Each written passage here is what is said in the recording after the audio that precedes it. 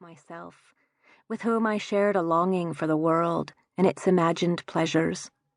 Irresistible girls like Eustacia Vi, Maggie Tulliver, Becky Sharp, and even the wicked Gwendolen Harleth.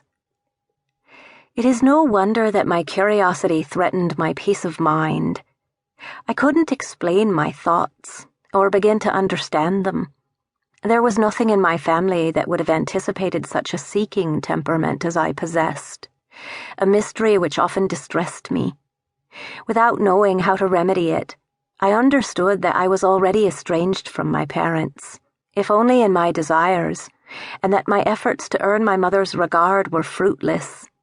She behaved more like a stepmother to me than a mother, and now and then I questioned if I was indeed her child. She rarely spoke about herself, and I knew very little about her. She'd worked as a waitress in the tea shop in Sligo, where my father, a student at a nearby technical school, took his supper every Saturday night.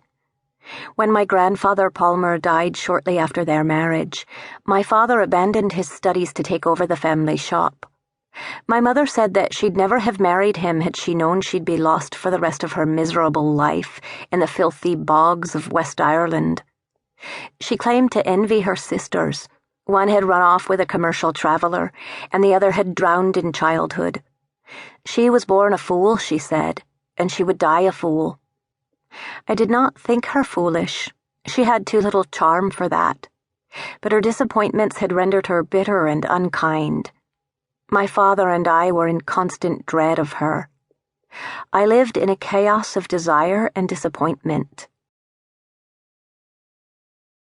When I turned 15, my mother, who had long felt that Mr. Knox was filling my head with ideas that would do me little good in the world of haberdashery, took me from school to work in the shop. I was heartbroken, but no amount of pleading or persuasion could make her change her mind.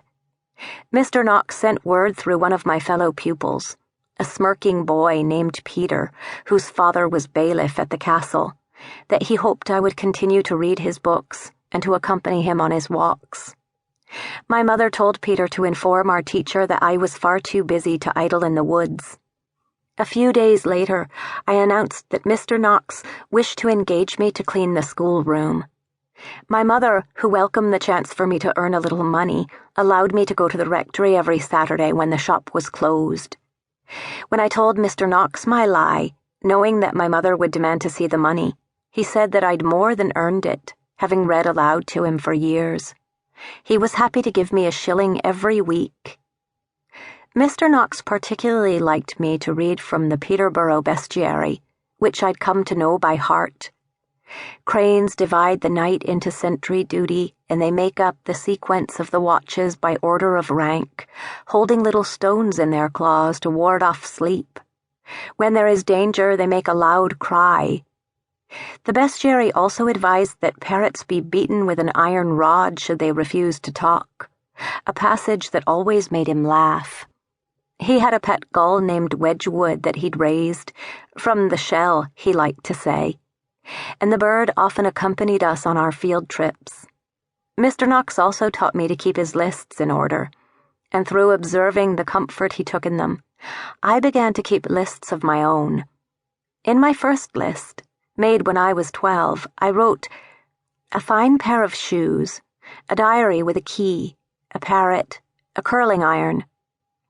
Although we had few customers, my mother did not let me read in the shop, lest it appear that I gave myself airs. To ease the tedium, I studied my father's ledgers as if they held the answers to all that I longed to know. They were narrow books with maroon board covers, and in them were kept the names of customers and their transactions. I conceived elaborate tales to match each entry.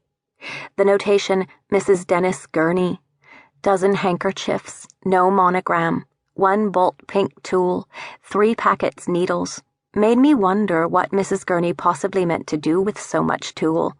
As it was pink, it could not be for a bridal veil.